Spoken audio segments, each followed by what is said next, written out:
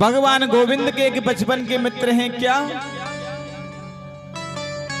सुदामा जी। लेकिन गरीब इतने भयंकर गरीब, एक समय भोजन पालें तो दूसरे दिन का प्रबंध नहीं, और खेतों में जो काटने के बाद में बच जाता था ना, उसे बीन कर लाते और भगवान का भोग लगाते। पत्नी है सुशीला, यहां सुशीला तो नहीं है किसी का नाम।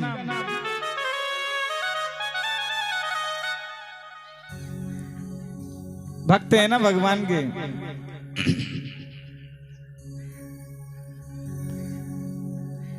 इतनी गरीबी जीवन में, लेकिन शास्त्रों में निर्धन ही लिखा है, दरिद्र नहीं कहा उन्हें।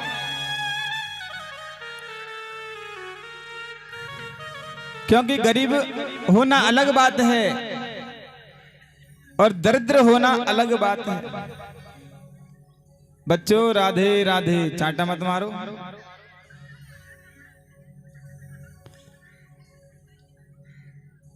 जब आवे संतोष धन, सब धन धूर समान। संतोष रूपी जो धन है, यदि वह मिल जाए तो सब धन धूर के समान, मिट्टी के समान है। उन्होंने केवल अपने जीवन में संतोष रूपी धन को अपनाया हुआ है।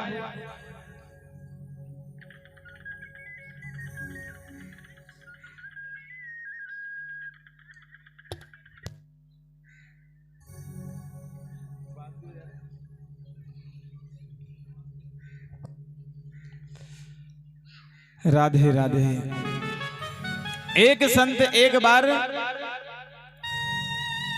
कहीं जा रहे थे, उन्हें मार्ग में एक फूटी हुई कौड़ी मिली। उस कौड़ी को लिया और अपने कमंडल में रखने लगे। तभी वहां पर कुछ लोग घूम रहे थे, पूछने लगे, महाराज आप तो साधु सन्यासी हो, इस फूटी हुई कौड़ी का करोगे भी क्या? क्योंकि बाजार में तो चलेगी नहीं। पहले रुपयों पैसों की जगह चलती थी कौड़ी, कौड़ी से लेन देन होता था। नोट चलते हैं अब तो गांधी जी वाले,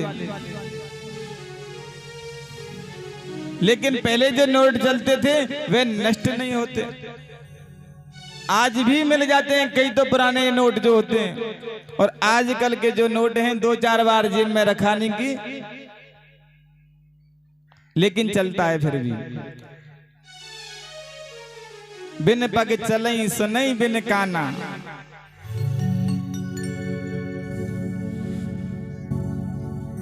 तो संत ने वह फूटी कौड़ी ली। लोगों ने मना किया कि महाराज आपके काम आने वाली नहीं है। बोले नहीं, कोई ना कोई इसका भी हकदार जरूर मिलेगा। जब संत जा रहे थे तो मार्ग में उन्होंने देखा कि एक पूर्व का जो राजा है पश्चिम के राजा पर चढ़ाई कर देना चाहता है, आक्रमण कर देना चाहता है। सैनिक आगे आगे जा रहे थे, महात्मा जी को हटाने लगे, मार्ग दे दीजिए। लेकिन महात्मा जी ने पूछा, भाई क्यों, कहां जा रहे हो? बोले महाराज जो पश्चिम का जो राजा है ना, थोड़ा कमजोर पड़ता है, तो हमारा राजा युद्ध करना चाहता है।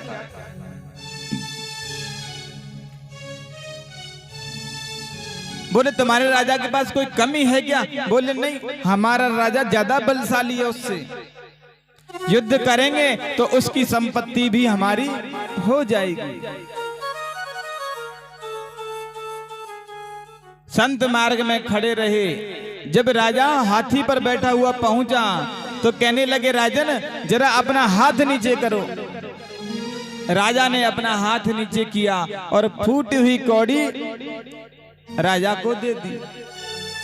अरे राजन, मैंने दुनिया में लोग तो बहुत देखे, पर तेरे जैसा असंतुष्ट व्यक्ति मैंने आज तक नहीं देखा। तो दरिद्री वही है जो असंतुष्ट है। सुदामा जी तो नितांत गरीब हैं। शरीर भी इतना मोटा ताजा कि एक एक हड्डी गिन लो शरीर में।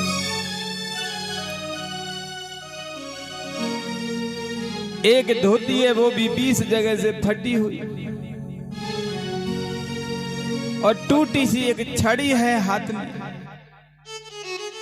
आज पत्नी कहने लगी, क्यों जी आपका मन नहीं होता कि अपने मित्र कृष्ण से मिलने के लिए? बोले क्यों? गोविंद से मिलने का मन किसका नहीं होता देवी, वह मेरे परम मित्र हैं। लेकिन देवी तुम तो जानती हो कि मित्र के यहाँ पर और गुरु के यहाँ पर कभी खाली हाथ नहीं जाते। और देवी हमारे घर में कुछ भी ऐसा नहीं जिसे ले जाकर मैं दे सकूं।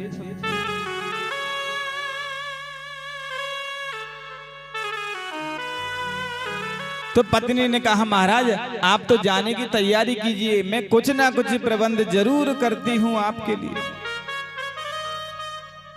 5 घरों में गई, एक एक मुट्ठी चावल लेके आई। याचित्वा चतुरो मुष्टीन विप्राण पृथक तंडुलान। अलग अलग घरों से क्यों लेके आई? कि भगवान जब देखे ना, क्योंकि सबके अलग अलग चावल होंगे, किसी के छोटे होंगे, किसी के बड़े, किसी के टूटे। जब 5 घरों के अलग अलग दिखेंगे तो भगवान देखते ही समझ जाएंगे कि इनके घर में तो एक दाना भी एक जैसा नहीं है। 5 घरों से भिक्षा लेकर के आई है और एक बालिश्त कपड़े में बांध दी, और वह भी कम से कम 5 जगह से फटा हुआ। बोले ठीक है देवी, अब हम अपने मित्र से मिलने के लिए चले जाते हैं। सुदामा जी पैदल पैदल निकल लिए हैं, द्वारकापुरी जा रहे हैं। और द्वारकापुरी पास में तो है नहीं, कौन कौन गया द्वारकापुरी? चलो एक ने तो कम से कम हाथ उठाया, लाज रख ली किशन बाग की। 2 हाथों वाले, हाँ चलिए 2 हो गए।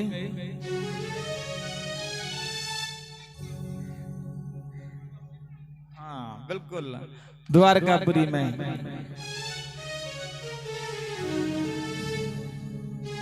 नहीं, द्वारकापुरी में चढ़ाए इन्होंने, अभी आए थे ना द्वारकापुरी। ये जो जगह है द्वारकापुरी बनी हुई है, वृंदावन बनी हुई है, गोकुल से कम थोड़ी लग रही है ये जगह। नाम क्या है? किशन बाग। बाग भी तो किशन का। आप अपने आप को कम क्यों समझते हो? आप ऐसे बाग में रहते हो जिसका नाम ही किशन बाग है। कम से कम अपनी जगह का नाम लेने से भगवान का नाम तो निकलता है, ऐसा सोचो आप। कोई ना कोई तो पूछता ही होगा ना, कहाँ रहते हो? किशन बाग में रहते। तो भूलने का मतलब ही नहीं है दूसरे को, नाम भी तो किशन का है ना।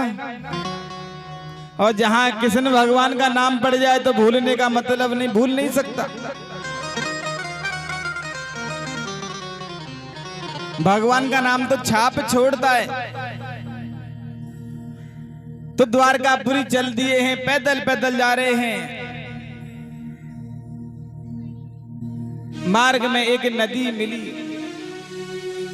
नदी के किनारे खड़े हो गए हैं। इतने में ही एक नाविक नाव लेकर आता है। राधे राधे। जब भी आपका बात करने का मन करे तो क्या? राधे राधे। जो आप भी डिस्टर्ब नहीं हो, दूसरा भी नहीं हो। तो नाविक आया है एक। सुदामा जी किनारे पर बैठे थे, पूछने लगा, अरे भैया किसी को पार जाना है क्या? सुदामा जी खड़े हुए, बोले हाँ भैया हमें पार जानो भैया। कि आओ बैठो, मैं तुम्हें नदी पार करवा देता हूं। बोले भैया पार तो हमें जाना है, लेकिन एक बात, हमारे पास में रुपया पैसा नहीं है। कहीं तो बीच में ले जाके बोले लाओ महाराज पैसे दो, नहीं तो नाव में डुबा दूंगा। तो भैया पहले ही कह देते हैं हमारे पास में 1 रुपया भी नहीं है।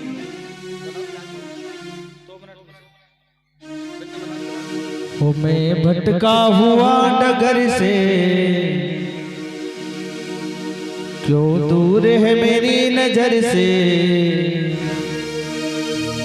हुई है क्या ऐसी खता, बता दो कोई शाम के भवन का पता, बता दो कोई शाम के भवन का पता।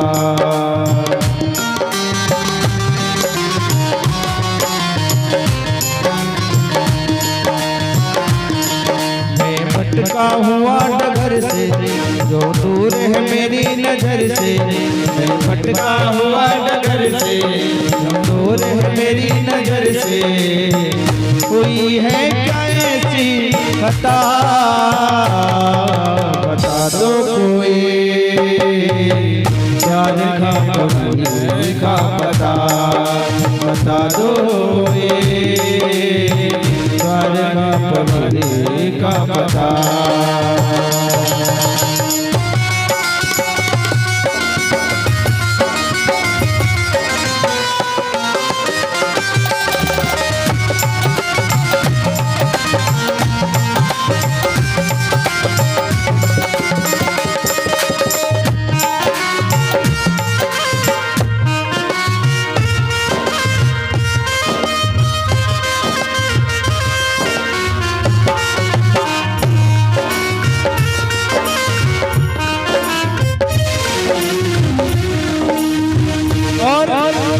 रस्ते भर रो रो के पूछा,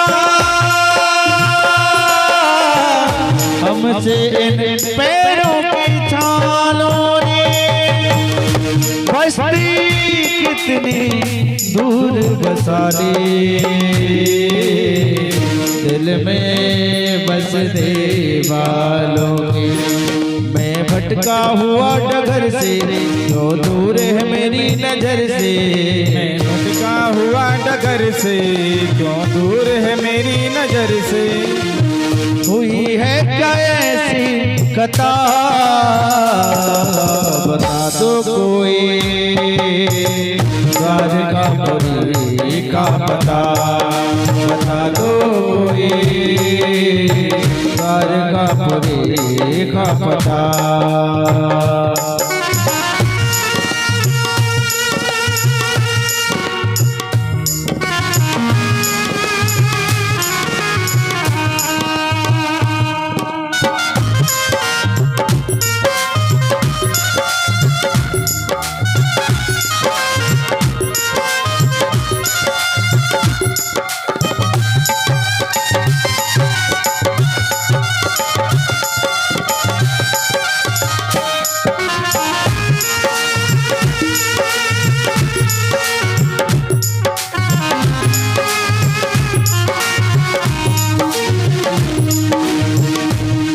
भोला रसता घनघोर घटा, भोला रसता घनघोर घटा, भोला रसता घनघोर घटा, भोला रसता घनघोर घटा। ऊपर से रहे है मुझको डरा, ऊपर से रहे है मुझको डरा, ऊपर से रहे है मुझको डरा।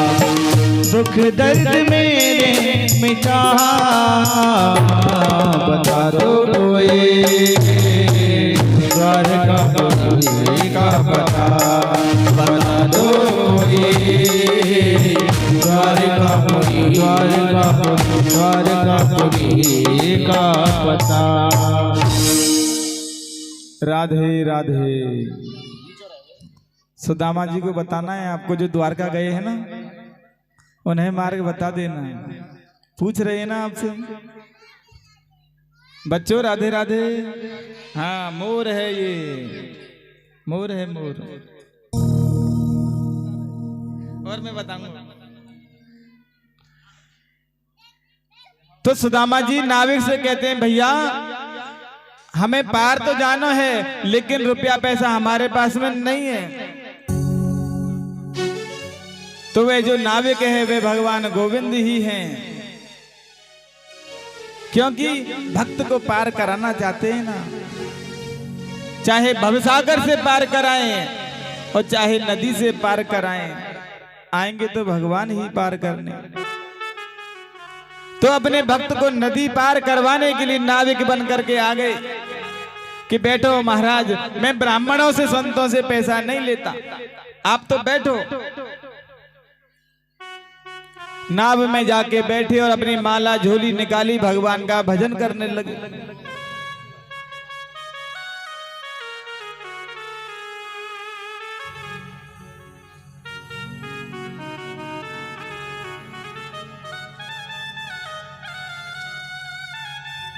माला झोली ली,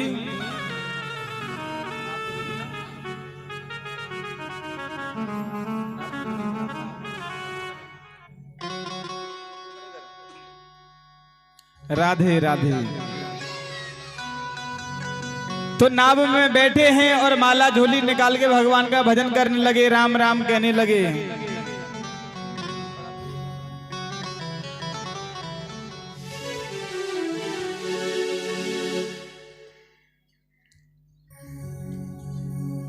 अब नाविक बने भगवान, कहने लगे, अरे भैया क्या नाम है आपका, कहां जा रहे हो आप?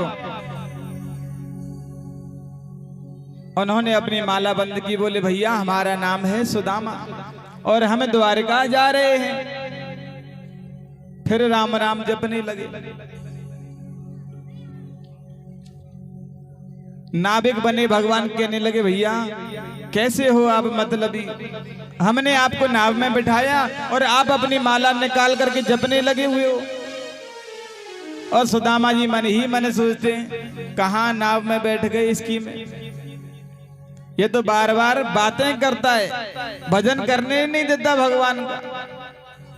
बताओ क्या पूछना है? बोले द्वारका में कहां जाओगे? बोले भैया जो द्वारका के जो राजा है ना, वो हमारे मित्र हैं बचपन के। अब नाविक ने 3 बार ऊपर से नीचे देखा। भैया बात माने चाहे मत माने, हमारे तो मित्र हैं। नदी पार करवा दी। सुदामा जी थोड़े और आगे चले होंगे,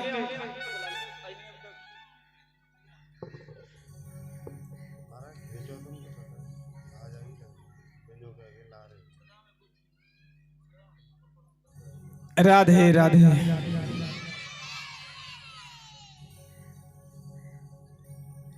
तो सुदामा जी ने सोचा कि अभी शायद बहुत दूर रह गई है। किसी राहगीर से पूछने लगे, भैया द्वारकापुरी कितनी दूर है? बोले महाराज जितने आए हो ना इतनी दूर ही और है। सोचने लगे यहाँ तो मैं 6 महीने में पहुंच जाऊं और अब मेरी सामर्थ्य नहीं है जाने में। मुझे लगता है कि यहाँ तो सालों गुजर जाएंगे पहुंचने में, क्योंकि पांव की जो एड़ियां हैं फट गई, रक्त की धार बह निकली है और भोजन भी समय से नहीं मिला भगवान को। एक तो पहले इतने मोटे ताजे हैं और ऊपर से पैदल चलते चलते और परेशान हो गए।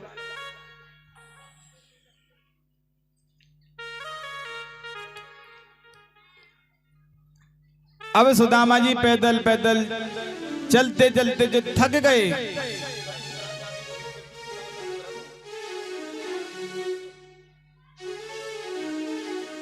तो उन्होंने क्या किया, नदी के किनारे पर ही मिट्टी का तकिया लगाया और लेट गए। मन ही मन सोचने लगे, कन्हैया तुझे जरूरत हो तो मुझे बुला ले भैया, अब मेरी सामर्थ्य नहीं कि मैं तेरे यहाँ आऊं।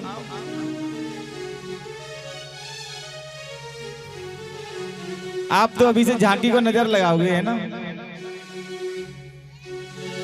काला टीका तो लगा के लाए हो ना,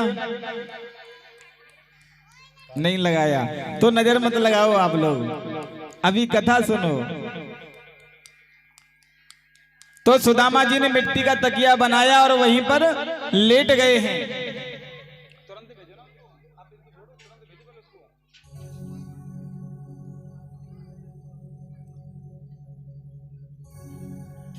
तो मिट्टी का तकिया लगा करके लेट गए, लेकिन जब उनकी आंखें खुली हैं तो जय श्री कृष्ण की आवाज हो रही थी।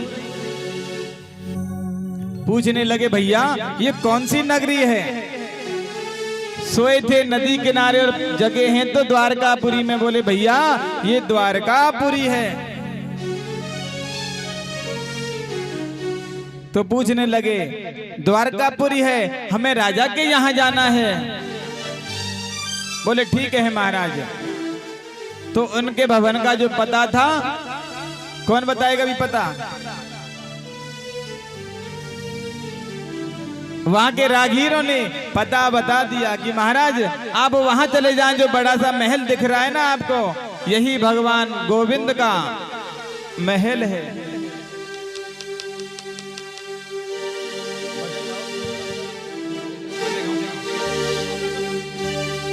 देखो देखो ये गरीबी कहा, बीच में से रास्ता छोड़ दो। कृष्ण के दर पे विश्वास लेके आया हूँ, मेरे बचपन का यार है मेरा श्याम, यही सोच कर मैं आस लेके आया हूँ। और कहने लगे सुदामा क्या? बड़े देने हुए बिछड़े सखा से द्वार पालो मिले दो, बड़े देने हुए बिछड़े सखा से द्वार पालो मिले दो।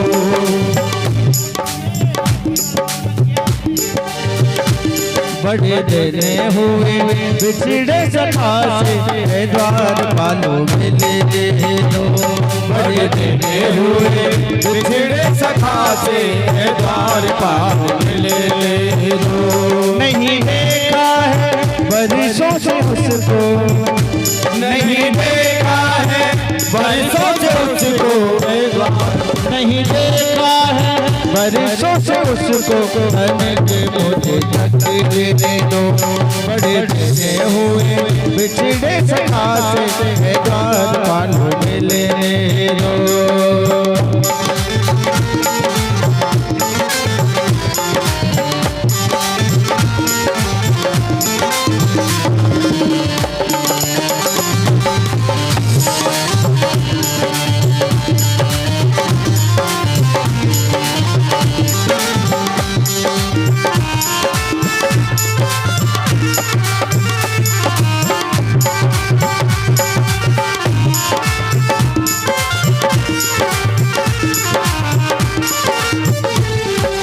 और बोले ये जो द्वारकाधीश तिहारे हैं, बचपन के ये मित्र हमारे हैं, ये जो द्वारकाधीश तुम्हारे हैं, बचपन के ये मित्र हमारे हैं, ये जो द्वारकाधीश तिहारे हैं, बचपन के ये मित्र हमारे हैं। और सग खेले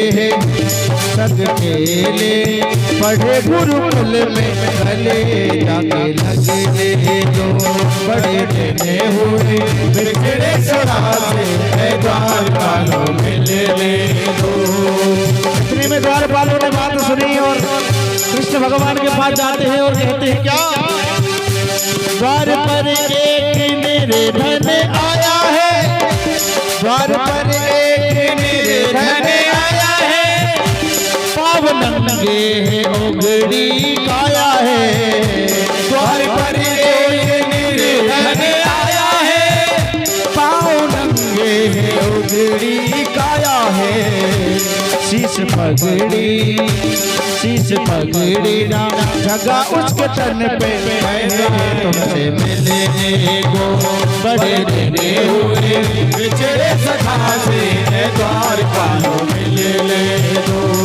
नाम अपना सुदामा बताता है, नीर आंखों में भर भर नाम अपना सुदामा बताता है, नीर भर भर के आंखों में लाता है।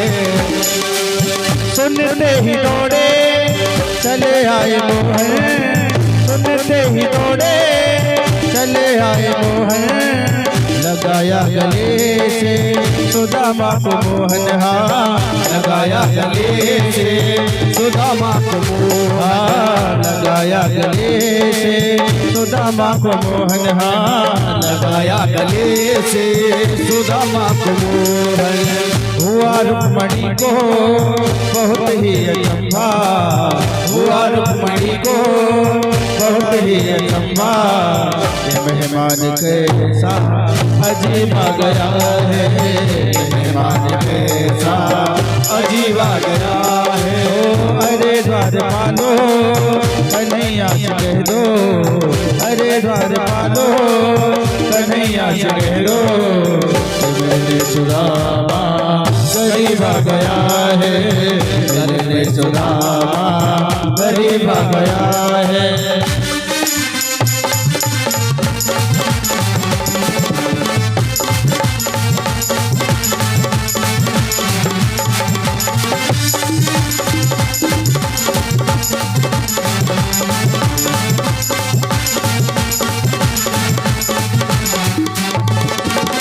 बराबर में अपने सुदामा बैठाए, बराबर में अपने सुदामा बैठाए, चरण आंसुओं से सामने धुलाए, हाँ चरण आंसुओं से सामने धुलाए, हाँ चरण आंसुओं से सामने धुलाए। देख सुदामा की दीन दशा, करुणा करके करुणाल दिरोए, पानी परात को हाथ छुओ नहीं, नैनन के जल सौंप धोए, हाँ नैनन के जल सौंप धोए। बराबर में अपने सुदामा बैठाए, चरण आंसुओं से सामने धुलाए, बुरा चरण आंसुओं से सामने धुलाए। बराबर में अपने सुदामा बैठाए, चरण आंसुओं से सामने धुलाए, बराबर में अपने सुदामा बैठाए, चरण आंसुओं से सामने धुलाए, हाँ चरण आंसुओं से सामने धुलाए। न घबराओ प्यारे, न घबराओ प्यारे, जरा तुम सुदामा, न घबराओ प्यारे, जरा तुम सुदामा, खुशी का समा तेरे करीब आ गया है, खुशी का समा तेरे करीब आ गया है।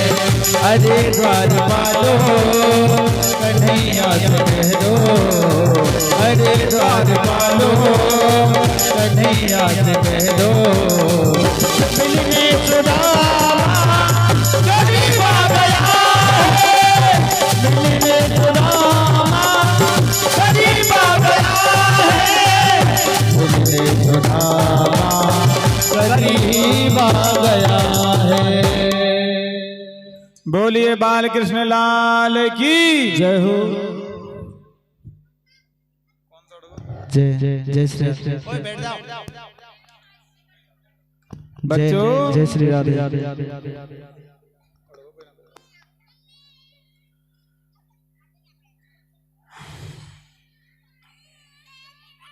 श्री राधे श्री राधे।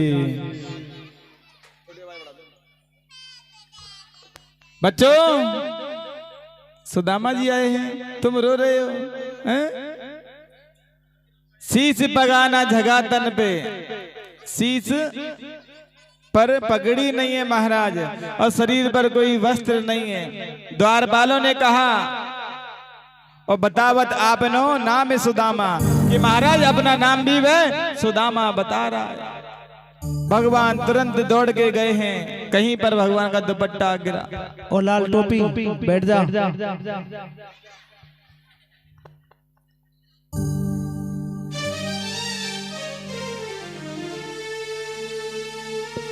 तो भगवान दौड़ते हुए गए और अपने मित्र को लेकर के आए हैं और मित्र को ला करके अपने सिंहासन पर बैठा दिया। देख सुदामा की दीन दशा, सुदामा जी की जो दीन दशा है ना, उसे देख करके भगवान भी सोचने लगे। पानी परात को हाथ छुओ नहीं, नैनन के जल सौ पग धोए। परात में पानी था लेकिन फिर भी भगवान ने अपने नेत्रों से सुदामा जी के चरण भिगो दिए।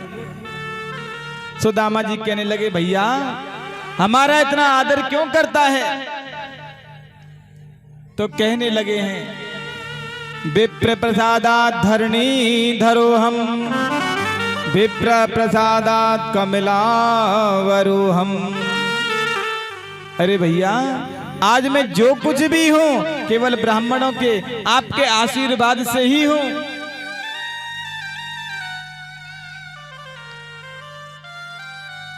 भैया आपको बहुत समय लगा है, आप स्नान ध्यान कर लें, आओ भोजन करते हैं। भोजन पाते हैं।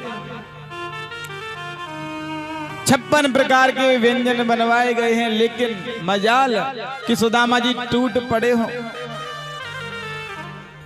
सुदामा जी केवल कहने लगे, अरे कन्हैया, इनकी कहां आवश्यकता थी? अरे भैया, मैं तो केवल 2 टिक्कड़ सुबह बनाता हूं और 2 टिक्कड़ शाम को बनाता हूं। ज्यादा व्यंजन खाने से बुद्धि खराब है जावे भैया। मैं तो केवल 2 टिक्कड़ खाता हूं। सुदामा जी ने भोजन पाया, दोनों मित्रों में वार्तालाप होने लगी। तो पूछने लगे हैं भगवान गोविंद, अरे मित्र, आपका विवाह हुआ या नहीं हुआ? क्योंकि आप गुरुकुल में कहा करते थे कि हम विवाह नहीं करेंगे। तो भैया मैं पूछना चाहता हूं, आपका विवाह हुआ या नहीं हुआ? बोले, भैया इच्छा तो बिल्कुल भी नहीं थी, लेकिन घर वालों ने जबरदस्ती कर दिया।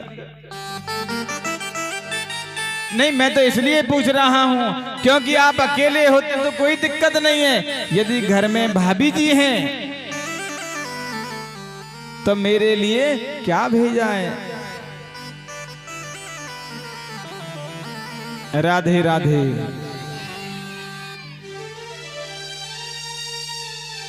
आप तो झांकी को आज नजर लगा के ही मानोगे।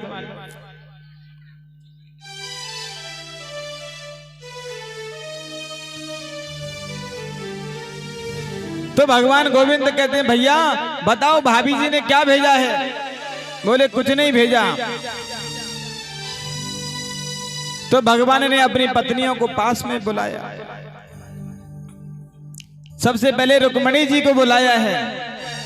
रुक्मणी आई और चरण वंदन करने लगी। महाराज, मैं रुक्मणी हूं। सुदामा जी पतले दुबले हाथ उठाया, कहा, आयुष्मान भव, धनवती भव, कल्याणवती भव। जाम्बवती आई, सत्यभामा, मित्रवंद्रा, लक्ष्मणा, भद्रा, सभी को आशीर्वाद देने में हाथ थक गया। तकरीबन 400 को तो आशीर्वाद दे दिया। तो कान में पूछने लगे, अरे कन्हैया, एक बात बता, ये सब अपनी है या किराए की है? बोले, सब अपनी है। बोले, इतनी? बोले, हाँ भैया। अरे भैया, मेरे तो एक पत्नी है, सो मैं सुदामापुरी से द्वारका आ गया और तेरे पास इतनी है। तो भैया अब मेरे बस की बात नहीं है कि मैं आशीर्वाद प्रदान कर सकूं। इन्हें सबके बदले में तू अकेले आशीर्वाद ले ले भैया।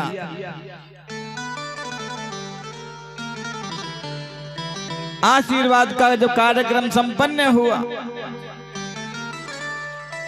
तो भगवान कौन से भूलने वाले थे, भगवान को याद आई, बोले भैया अरे मित्र भाभी जी ने क्या भेजा है? बोले कछु ना भेजो, कांख में दबाए हुए थे। अरे कन्हैया तुझे याद है गुरु माता कहा करती थी कि मेरा शिष्य तो सुदामा है। हाँ सब याद है, पर बात को बदलो मत, बताओ भाभी जी ने भेजा क्या है? अरे कन्हैया तू एक बात के पीछे पड़ जाए तो मनवा के ही माने। अरे कन्हैया याद है तुम्हें एक बार जब हम और तुम दोनों समिधा लेने के लिए गए थे और रात्रि में बरसात हो गई, तो मेरी गुरु माता ने याद की थी कि आज सुदामा और कृष्ण दोनों समिधा लेने गए हैं। सब याद है भैया, पर बताओ भाभी जी ने क्या भेजा है? अब सुदामा जी को भी तो डर लगे ना, क्यों? क्योंकि यहाँ भगवान इतने वैभव संपन्नता में हैं और उनकी पत्नियों के सामने जब वह पोटली को खोलेंगे उसमें भी कम से कम 20 जगह फटी हुई है।